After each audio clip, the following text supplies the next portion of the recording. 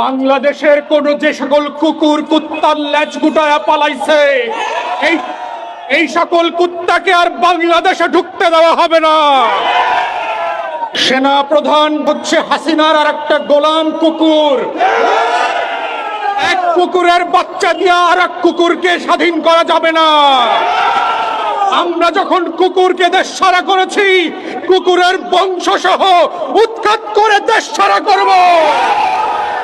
কুত্তা দিয়ে যদি দেশ শাসন করার দুরভিসন্ধি করা হয়, সেনা প্রধানকে বলছি, আমরা লক্ষ লক্ষ আবু সাইদ বুক পেতে দিয়ে ক্যান্টনমেন্ট উড়িয়ে দেব। বাংলাদেশ নিয়ে কোনো ষড়যন্ত্র করবেন না। আপনার বেঁচে পালাবার কোনো জায়গা নাই। আপনার অপশন হচ্ছে দুইটা, বাংলাদেশের কারাগারে থাকবেন নাকি বেলজিয়ামের কারাগারে থাকবেন। আপনাকে সিদ্ধান্ত নিতে হবে, আপনার কবর কি বঙ্গোপসাগরে হবে না আটলান্টিকে হবে। বাংলাদেশে ফেরাউনের পরের নীল নদে যেভাবে কবর খুঁজে বের করা হয়েছিল, আপনার জন্য বাংলার নীল নদ প্রস্তুত করা আছে। বাংলার মাটি